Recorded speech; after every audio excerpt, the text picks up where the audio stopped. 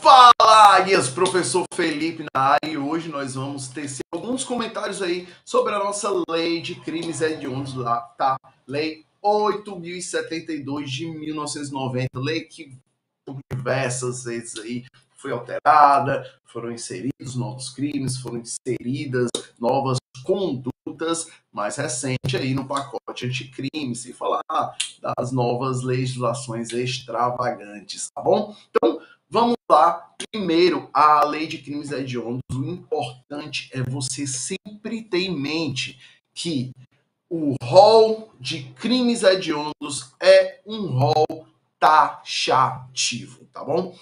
Professor, mas o que isso significa? Significa que somente serão hediondos, tá? As condutas típicas que estiverem elencadas aí no nosso artigo 1º, tá bom? Por quê? Opção do legislador. Muitas vezes, em alguns programas policiais, nós vamos ter referências ou vão acabar comentando que o crime foi um crime bárbaro, um crime hediondo, e nesse caso ele pode até estar se referindo a um índice de repulsa que aquela atuação venha causar, mas não significa que ele está taxado legalmente como hediondo, tá bom? Nesse sentido, é importante lembrar que, conforme nós vamos ver aqui na nossa lei de crimes hediondos, e eu vou passar rapidamente, tá? Os crimes hediondos aqui, eles não só são tipificados em relação a condutas ou nome jurídico do crime, mas também é colocado entre parênteses a referência legal daquele crime, como por exemplo, homicídio 121, qualificado 121, parágrafo 2º, incisos 1, 2, 3, 4 e etc. Nesse sentido, qualquer conduta que se equipare ou qualquer conduta que esteja, cuja a atuação do agente seja similar à que vem na sua definição legal, não será se não estiver perfeitamente elencado aqui no artigo 1º, tá? Por que eu digo isso?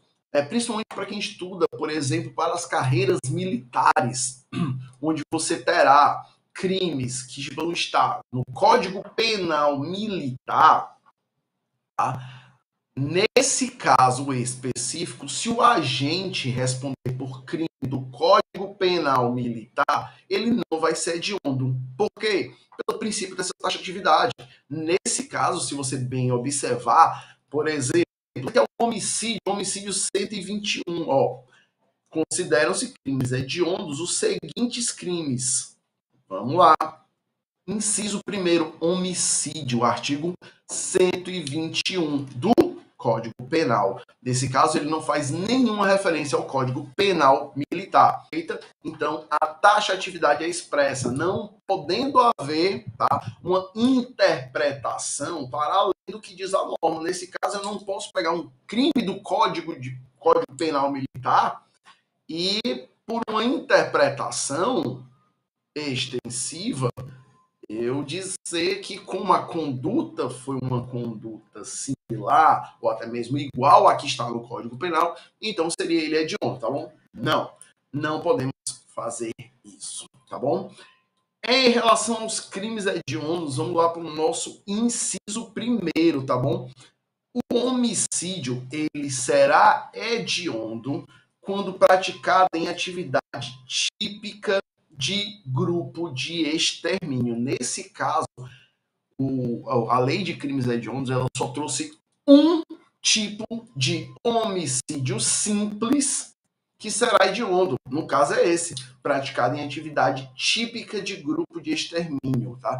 Que é a atividade típica de grupo de extermínio? Grupo de extermínio é uma associação de pessoas que começa a atuar, tá, de maneira a diminuir, de maneira a exterminar, né, um certo grupo de pessoas. E nesse caso praticado homicídio, ainda que de forma simples, ou seja, não pode ser com nenhuma das qualificadoras, o que materialmente é muito difícil, tá? É muito difícil você encontrar hoje um homicídio simples, mas digamos que seja simples, mas em atividade típica de grupo de extermínio, é o único tipo de homicídio simples que será considerado hediondo, tá? Então, já anota isso aí, faz o grifo.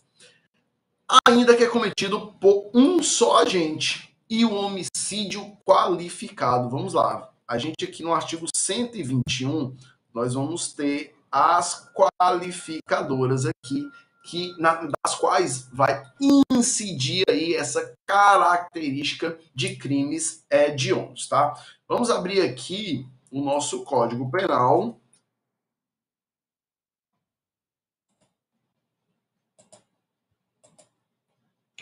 Vamos aqui, artigo 121. Artigo 121, vamos lá. Parágrafo 2º, justamente o que trata do homicídio qualificado, né? Nesse caso, você vai ter um estudo mais específico sobre essa tipificação, né, nas aulas de direito penal. Mas, de maneira geral, o que são os homicídios qualificados? Por exemplo, o homicídio cometido mediante paga ou promessa de recompensa, tá? Nesse caso, é o que a doutrina chama de homicídio, tá? Por homicídio mercenário, tá bom? Nesse caso, né, quando o agente paga para que outro cometa um homicídio ou por outro motivo torpe, tá?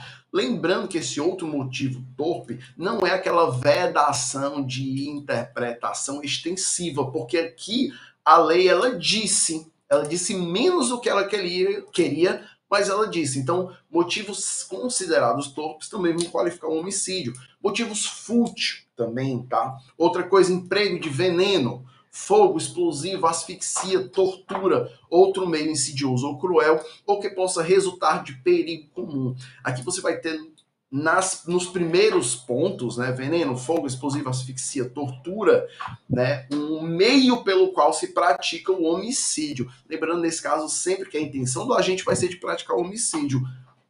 Por que eu digo isso? Por exemplo, no homicídio qualificado pela tortura. Ele é qualificado pela tortura porque o agente ele deseja praticar o homicídio. O dolo do agente é o dolo do homicídio e a tortura é um meio. Quando for o contrário, ou seja, quando o agente, na verdade, ele busca torturar e por um resultado pré-doloso a vítima acaba morrendo, ele vai responder por uma tortura qualificada, tá? Outro, traição, emboscada, mediante dissimulação ou outro recurso que dificulte ou torne impossível a defesa do ofendido. Nesse caso, só um adendozinho aí também, essa questão de tornar impossível ou dificultar, ela tem que ser causada pelo agente, tá? Não pode ser pré-existente. No caso, não praticado contra uma pessoa com deficiência, não qualifica aqui, porque a deficiência pré-existente, tá? Mas se tiver causado para facilitar o homicídio, aí sim ele responderá. 5. Para assegurar a execução, a ocultação, a impunidade ou vantagem de outro crime, né? Então aqui no caso, né, ela é teleológica para garantir que no futuro o crime não seja desvendado para que ele pratique no futuro o crime, ele já garante agora praticando, inclusive, talvez um homicídio, tá bom?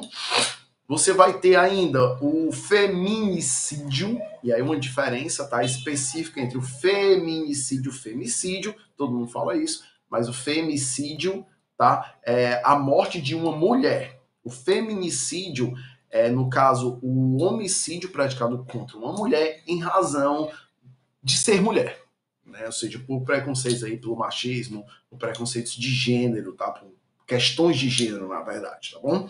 Vai ter ainda, aqui de acordo com a nossa lei, ainda os incisos 6, 7 e 8. Opa.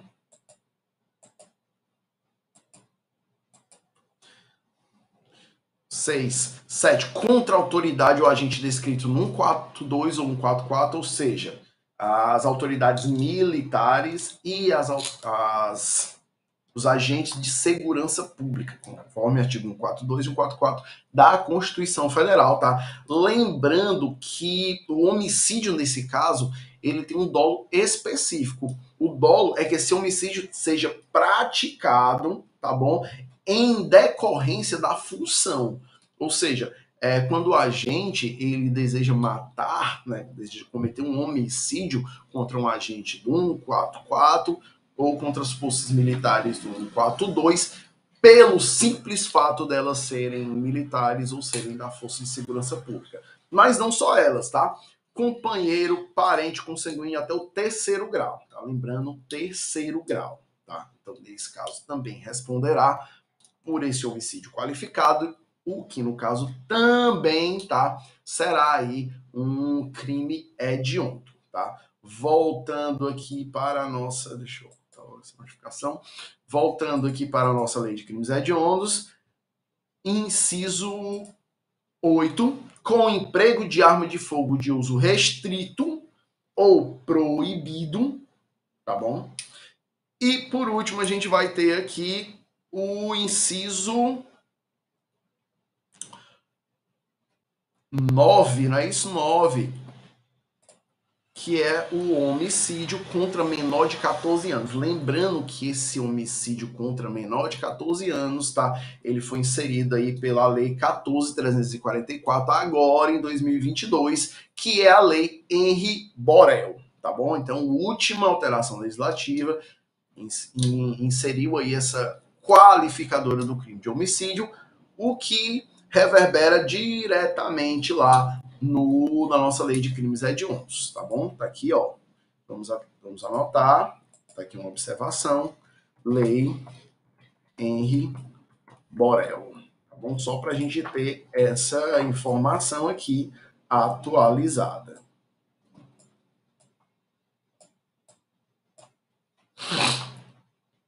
E aqui a referência explícita da lei, né? A Lei 14.344 de 2022.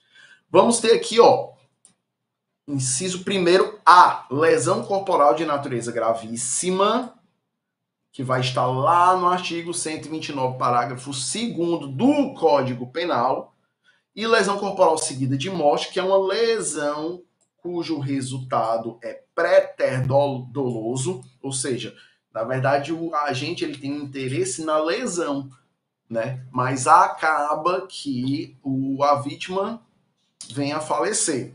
Nesse caso, a lesão corporal dolosa gravíssima e a lesão corporal seguida de morte, tipificadas lá no Código Penal, quando praticadas contra os agentes do 144 e do 142, também serão crimes hediondos. Não só eles, tá? E o mesmo serve lá pro homicídio qualificado, tá? Integrantes do sistema prisional, Força Nacional de Segurança Pública, mesma coisa. Companheiro ou parente consanguíneo até o 3º grau. Por que é importante aí a gente dar um destaque aqui para os integrantes do sistema prisional, tá? Por quê? Vamos lá, a galera que está estudando aí para as polícias penais. Vamos pensar que o homicídio ele tenha sido praticado, tá? Contra, por exemplo, um membro do Conselho Penitenciário. Nesse caso, é hediondo. Eu já vi questão de prova aí cobrar exatamente esse item e o membro do Conselho Penitenciário está entre os integrantes do sistema prisional e por isso seria, no caso, um homicídio qualificado, no caso aqui, uma lesão corporal, o que caracterizaria como hediondo. Não só isso, então lembra lá na LEP que vai ter um capítulo de quem compõe o sistema prisional. Nesse caso, se você pegar uma lesão corporal dolosa de natureza grave contra, por exemplo, um membro da comissão de classificação, também vai ser um crime hediondo, tá? Então, muita atenção a essa questão, porque normalmente a gente vai sempre no 144, no 142 e esquece dos integrantes do sistema prisional, tá certo? Então, muita atenção, já marca aqui direitinho, dá uma verificada lá na tua LEP e verifica os integrantes aí do sistema prisional, para que você não caia aí nessas cascas de banana da banca. Para que a gente possa melhor ilustrar isso, vamos aqui para a nossa lei de execução penal, lei 7.210. Olha aqui, ó, são órgãos de execução penal, o Conselho Nacional de Política Criminal, o Juiz da Execução, o Ministério Público, o Conselho Penitenciário, Departamento Penitenciário, Patronato, Conselho da Comunidade e Defensoria Pública. Então, para a banca, tá? E novamente, para a banca, no caso foi uma questão da FGV, ela entendeu sim que membro do Conselho Penitenciário faria parte aí, tá, do sistema penitenciário, e por isso, no caso da questão, o crime de homicídio seria qualificado, e seria não só qualificado, mas seria hediondo também, tá? Seguindo, vamos para o nosso inciso 2º, tá? E aí ele já fala aqui do crime de roubo. Lembrando que o roubo é a subtração de bem de terceiro mediante violência ou grave ameaça, tá bom? Nesse caso, compreender, tá, que a violência própria, a violência imprópria, e que o roubo, e aí já vai uma das classificações, muito possivelmente você vai ver lá no direito penal, tá? Mas é um crime complexo, tá? Professor, o que é o crime complexo? É quando, por exemplo, você tem duas condutas que já estão tipificadas como crimes diferentes, e você junta em um só. Por exemplo, o roubo, subtração de bem imóvel. Então, bem imóvel. Nesse caso, você teria um furto, violência ou grave ameaça. Você teria o crime de ameaça. Juntou os dois, você tem um crime de roubo, tá? Mas voltando aqui para a nossa lei de crimes hediondos, roubo.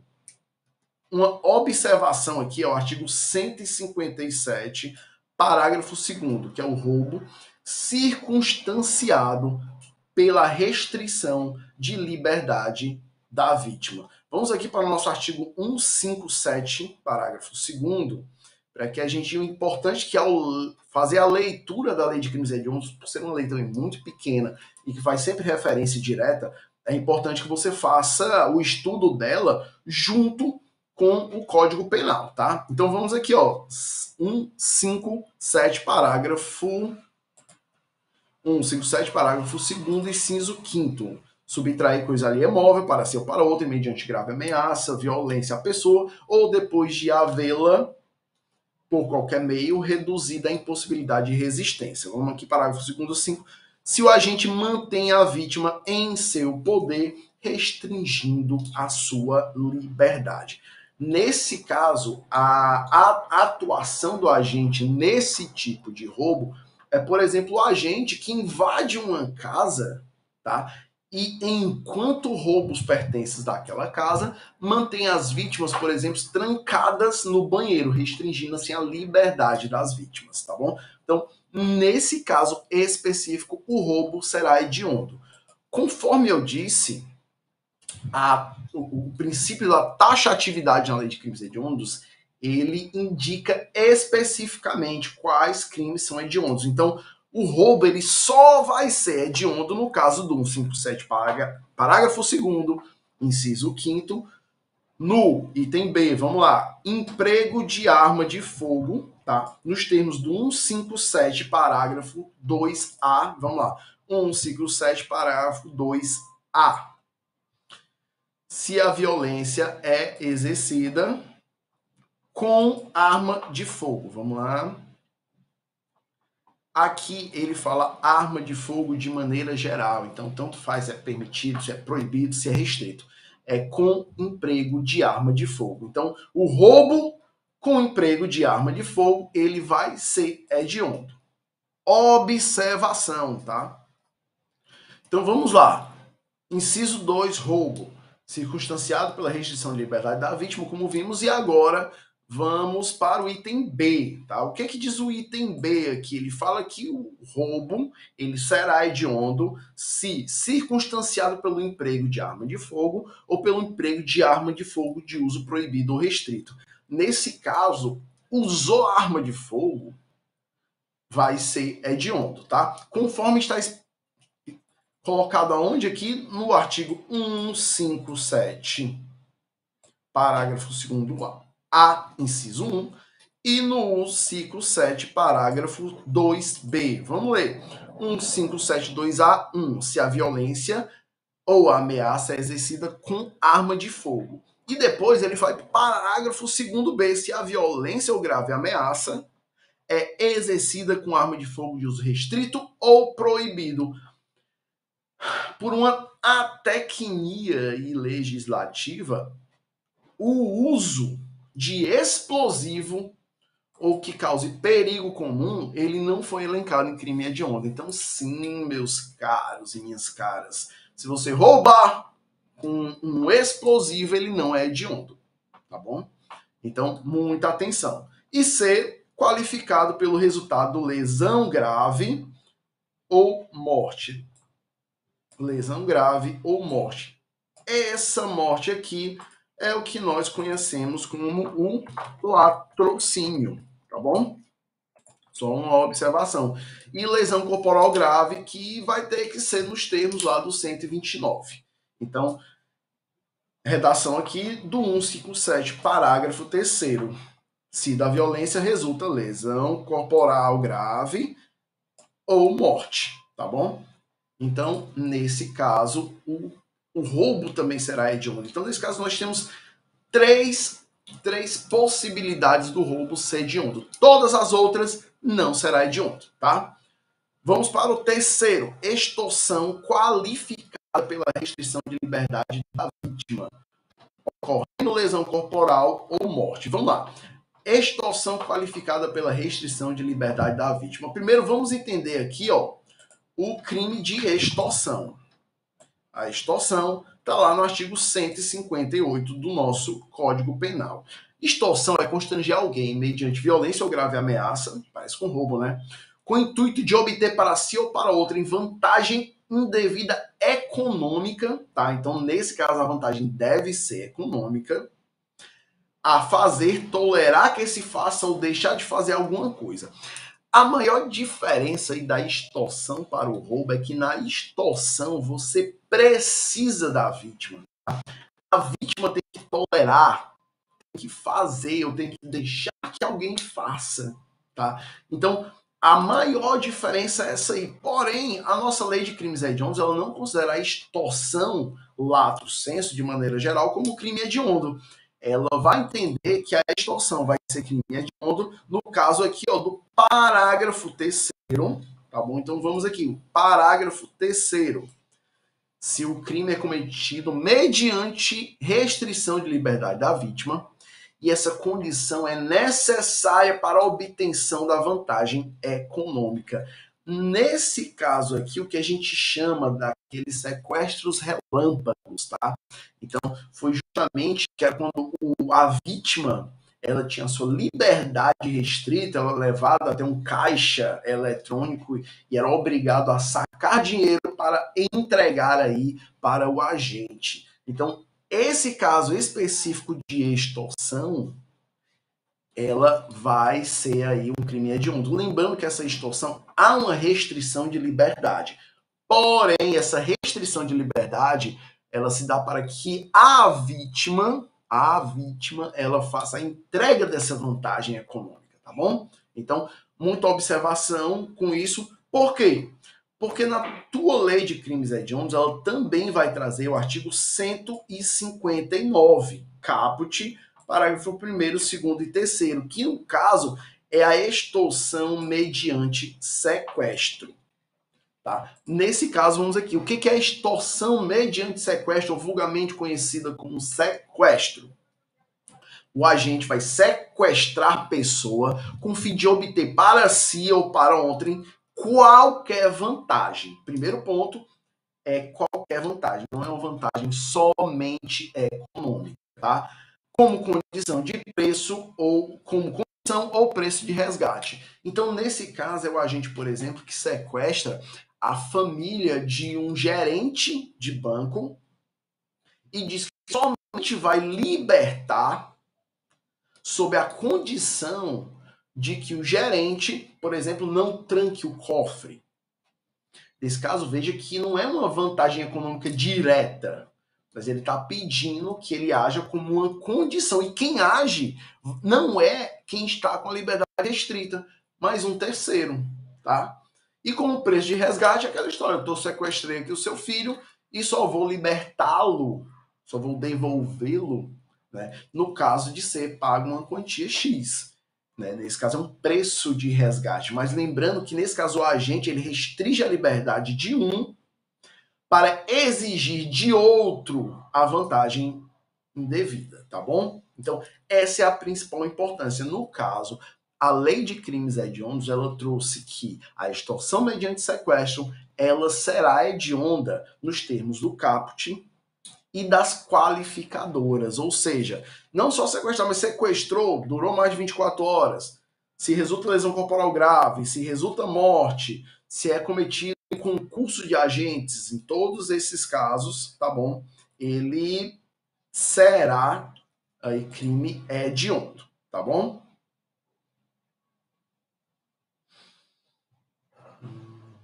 Aliás, parágrafo 4º não, tá? Só um adendozinho. Vamos lá para o nosso próximo crime aí hediondo, que é o crime de estupro, tá bom? Que vai estar lá no 213, né? Sendo estupro, no caso, o caput e os parágrafos 1º e 2º. Vamos aqui, 213. Constranger alguém mediante violência ou grave ameaça a ter conjunção carnal, ou seja, né, biologicamente que haja uma penetração, né, pênis-vagina, ou praticar ou permitir que com ele se pratique outro ato libidinoso. Lembrando que outro ato libidinoso, ele expande. Nesse caso, qualquer outro ato libidinoso que seja praticado mediante violência ou grave ameaça, ele vai ser considerado estupro, tá bom? Tanto que não existe mais aqui, a gente pode ver na lei de crimes hediondos, que antes era o 203, 223, tá? Que no caso trazia aí que você tinha um estupro, né, que era justamente quando havia a conjunção carnal em si, mas, por exemplo, se outras formas de sexo fossem praticadas, não seria estupro, né? Seria, no caso, atentado violento. Né? Conforme a gente pode ver aqui na nossa lei, né? Artigo aqui que foi revogado, o artigo que era o inciso 6, que era atentado violento ao pudor. Nesse caso, tá? Como o crime foi colocado dentro do 213, então não existe mais essa necessidade de estar aí tipificado. Né? Lembrando que o atentado violento ao pudor, ele não é uma causa de abolir crimes, tá? Nesse caso, não é que o crime deixou de existir, mas na verdade ele foi inserido em outro tipo penal, que é o tipo penal do estupro lá do 213, tá bom? Então vamos lá.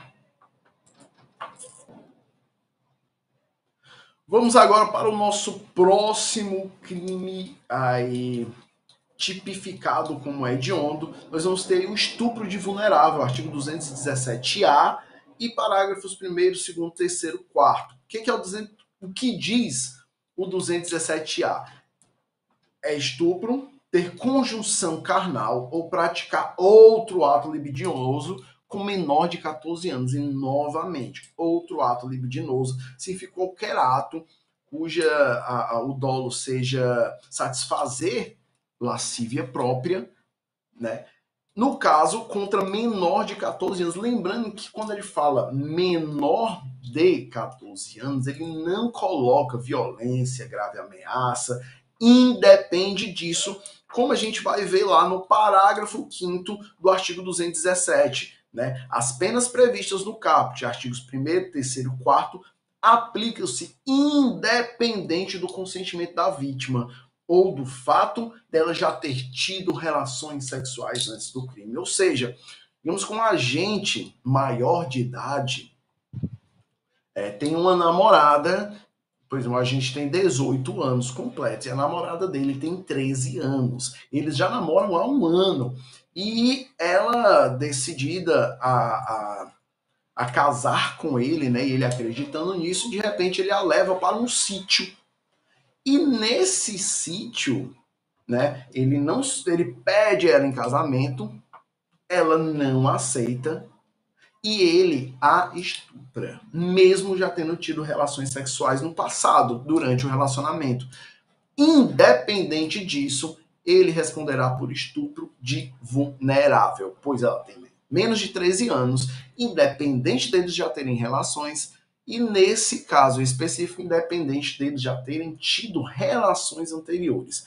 Agora vamos pensar o seguinte: maior de 18 anos, namora uma menina de 13 anos, de repente, ele já tem um relacionamento de um ano, 2 anos, e eles são flagrados, por exemplo, pelo pai da menor praticando atos libidinosos, mesmo que diversos da conjunção carnal. Mesmo que ela seja namorada, mesmo que eles tenham uma relação, mesmo que ela tenha até consentido, o pai pode denunciar sim por estupro de vulnerável, tá bom? Então, é hediondo o estupro de vulnerável na forma do caput e nas outras formas dos parágrafos seguintes, tá? Então, marcado aqui estupro de vulnerável. Artigo 7º, epidemia com resultado morte. 267, parágrafo 1º. O que é o crime de epidemia? Vamos lá. 267. Artigo 267, causar epidemia mediante propagação de germes patogênicos, né? Então, epidemia, porém, somente vai ser se qualificada, conforme diz o parágrafo 1º, ou seja, se do fato resulta morte. Então, não basta a propagação de epidemia, mas deva também resultar, aí deve causar a morte. Lembrando que o dolo tem que ser realmente, tá, no caso de causar essa epidemia. Não pode ser sem querer, a gente não sabia que estava acometido, né, pela aquela doença epidêmica, e de repente acaba transmitindo para outras pessoas. Ele deve saber e deve, no caso, ter o dolo dessa propagação, de causar essa epidemia. Artigo, inciso 7b, falsificação, corrupção, alteração ou adulteração de produto destinado para fins terapêuticos medicinais, tá? Vamos lá, aqui a gente vai ter tem que ter uma certa prudência, porque o artigo ele fala de fins terapêuticos ou medicinais, né? E aí a gente vai ter muitos comentários acerca dos produtos aí, dos cosméticos, tá bom? O importante dessa questão dos cosméticos é que os tribunais superiores, eles entendem que vai depender do dano causado. Então, por exemplo, a falsificação de um batom que não venha necessariamente a causar um dano ao bem jurídico protegido lá pela questão lá do capítulo do artigo 273, nesse caso não seria, tá? Porque ele não teria como se fosse a potencialidade de causar realmente um estrago muito grande. Então, nesse caso, por exemplo, seria um batom, ou até mesmo um pó, um pincel para olho, algo que fosse ínfimo, né, que não causasse dano, não seria considerado aí. Porém, tá, isso é o que diz, né, a jurisprudência. Normalmente a tua prova, quando trouxer, ela vai trazer especificamente a letra da lei. Ela vai ter que dizer fins terapêuticos e medicinais. Por quê? Porque como há uma certa divergência e há um liame aí sobre principalmente essa questão dos cosméticos, então ele não vai arriscar ter que anular uma questão por um entendimento diverso. Então, normalmente ele vai trazer fins terapêuticos medicinais, tá? Isso vale para qualquer tipo de remédio. Vamos para o inciso 8, favorecimento da prostituição ou outra forma de exploração sexual de criança, adolescente e vulnerável. Novamente aqui ele indica especificamente, tá, o artigo do Código Penal. No caso, vamos aqui, 218B. 218B. Submeter, induzir ou atrair a prostituição ou outra forma de exploração sexual a alguém menor de 18 anos. Então vamos lá, submeter, induzir ou atrair, ou seja, o simples fato de, por exemplo, muito do que se fala do atrair a prostituição é você pegar, por exemplo, um menor de 18 anos e dizer, vem, a vida é fácil, a grana é boa, né? Você vai ganhar tanto, você vai ganhar isso, você está atraindo a pessoa a cometer, no caso, a se prostituir. Então, nesse caso, comete o crime do 218B e o agente responsável por atrair a menor de 18 anos, ele vai responder não só pelo favorecimento da prostituição, né, de criança, adolescente ou vulnerável, mas também esse crime será considerado hediondo, tá bom?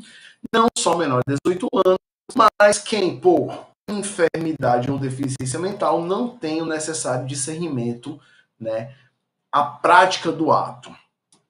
Então, nesse caso, também os vulneráveis por enfermidade ou doença mental, tá bom? Próximo item seria o furto qualificado pelo emprego de explosivo. E aqui vem uma grande crítica doutrinária em relação às alterações aí do pacote anticrime, porque o roubo com emprego de arma de fogo, ele vai ser hediondo. O furto com emprego de explosivo será hediondo. Porém, o roubo com emprego de explosivo não é hediondo. É uma tecnia legislativa, mas inclusive é um dos pontos que são muito cobrados em prova, tá bom? Justamente, ele vai te induzir a entender que, não, o furto com explosivo é, o roubo com explosivo é, porque o furto seria um crime sem violência, sem grave ameaça nesse caso, né? Então, você tende a fazer uma linha de pensamento, de raciocínio lógico nesse sentido, mas, na verdade, por uma expressa uma expressa vontade legislativa, não será, tá? Então, furto qualificado pelo emprego de explosivo é hediondo. Roubo qualificado pelo emprego de explosivo não é hediondo. Simples assim. Parágrafo único, você tem aqui os crimes que também são hediondos, tentados ou consumados, tá? O crime de genocídio, nesse caso, ele está previsto na lei de genocídio, lei 13.964, tá bom? Vai ter o crime de posse ou porte ilegal de arma de fogo de uso proibido, tá? Então, o simples posse, ou seja, em residência, ou porte de arma de uso proibido, já é considerado hediondo, tá? Comércio ilegal de arma de fogo, e aqui é qualquer arma de fogo. Crime de tráfico internacional de arma de fogo, acessório ou munição, tá? Esses aqui todos previstos lá no Estatuto de Desarmamento, alteração feita aí pelo pacote anticrime em 2019. Também aqui, ó, será hediondo o crime de organização criminosa quando direcionado à prática de crime hediondo ou equiparado, tá? Então, nesse caso, a organização criminosa, 4 ou mais agentes, né, organizados, estruturados hierarquicamente para cometer crimes, cuja pena, toda aquela definição que vai ter lá na 12.850, que a gente também vai analisar aqui, né, em momento oportuno, mas e a prática do ato é um crime hediondo ou equiparado, tá? Nesse caso, só o simples fato de constituir a organização criminosa já vai ser também crime hediondo, tá bom? Ainda sobre esse ponto, vamos lembrar que os crimes hediondos, assim como tortura, tráfico ilícito de entorpecente e drogas e o terrorismo, ou seja, que é o famoso tortura, tráfico, terrorismo e hediondos, né? Conhecido como 3TH. Eles são insuscetíveis de graça, anistia, indulto, fiança, tá? Vamos aqui. A tortura, o tráfico e o terrorismo são o que a gente conhece como equiparados a hediondos, tá? Não são hediondos, eles são equiparados a hediondos, no sentido de que, no caso, não é possível graça, anistia e indulto, e não é possível a fiança, tá? Ou seja, são inafiançáveis. Uma observação aqui para a questão da liberdade liberdade provisória. Lembrando que ela só será vedada se por meio de fiança. Sem fiança, é possível, tá bom? Então, se a tua questão trouxer a ideia de que não é permitido de nenhuma forma a liberdade provisória, você vai dizer que está errado, porque a liberdade provisória, ela é possível. Ela não é possível mediante a fiança, tá bom? Parágrafo 1º. A pena por crime previsto neste artigo será cumprida inicialmente em regime fechado. E aqui já vamos para uma particularidade em relação a esse parágrafo 1º. Por quê? Os tribunais superiores, eles já entendem que esse parágrafo 1º, ele é inconstitucional. Ele não pode ser interpretado com os valores da nossa Constituição de 88, tendo em vista que nós priorizamos a individualização da pena. Então, nesse caso, seria inconstitucional essa previsão. Porém, ela não foi retirada da letra da lei. Nesse caso, tem que ter uma atenção muito especial com o que a tua questão pede. Por exemplo, se a tua questão pede nos termos da lei de crimes hediondos, o regime será cumprido inicialmente em regime fechado, ele está certo. Porém, se a tua questão disser conforme jurisprudência pátria, ou conforme entendimento dos tribunais superiores, a pena do crime hediondo será cumprida inicialmente em regime fechado. Aí tá errado. Tá? Então, atenção, se ele pedir nos termos da lei, tá certo. Se ele pedir conforme a jurisprudência, vai estar errado, tá bom? Então, muita atenção, é a maior observação em relação a esse ponto da lei de crimes hediondos. Parágrafo 3º. Em caso de sentença condenatória, o juiz decidirá fundamentalmente se o réu poderá apelar em liberdade. Então, nesse caso, tá bom, a decisão deve ser fundamentada. Não é obrigado que o réu ele se recolha à prisão para só então poder apelar. Tá? Nesse caso, quem vai decidir é o juiz. Importante parágrafo 4º aqui, porque ele vai incidir diretamente na lei de prisão temporária, tá bom?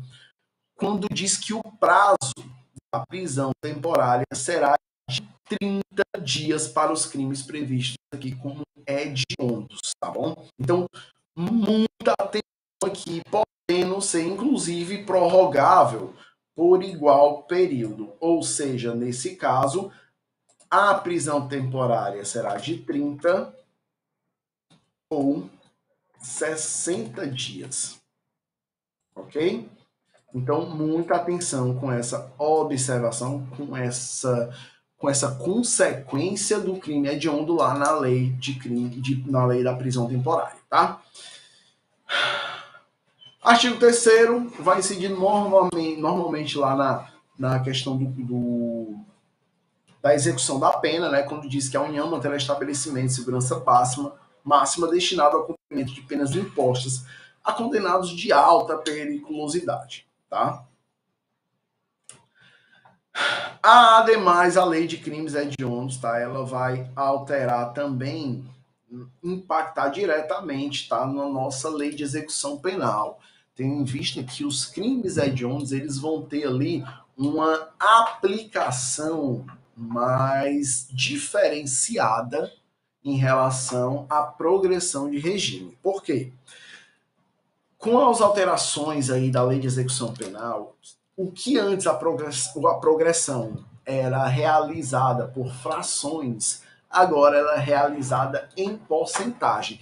E nós vamos ter alguns casos, por exemplo, prática de crimes hediondos com resultado morte, a reincidência em crimes hediondos e a reincidência em crimes hediondos com resultado morte. Nesses casos, você vai ter uma diferença de progressão. Então, a lei de crimes hediondos também vai impactar lá, tá? Na questão da progressão de regime na lei de execução penal, tá bom? Temos o artigo 8º também na nossa lei, tá? Vou marcar aqui, será de 3 a 6 anos de reclusão, a pena do 288 do Código Penal. Vamos lá, ó, como eu disse, sempre com o Código Penal ao lado. Ou seja, crime de associação criminosa, tá? Então, aqui a pena é de 1 a 3 anos e no caso de associação criminosa para a prática de crimes hediondos, tá? A pena será de 3 a 6 anos de reclusão, tá? Não só hediondos, mas também tortura, tráfico ilícito e terrorismo, ou seja, os 3TH. 3TH, tá bom? Então, lembrar que a associação criminosa ela vai ter uma nova pena, ou seja, uma pena qualificada, tá bom? Se for para que quando se tratar da prática de crimes hediondos ou equiparados. Parágrafo único, né, o participante ou associado que denunciar, possibilitando o desmantelamento, terá uma redução de pena de 1 a 2 terços, certo?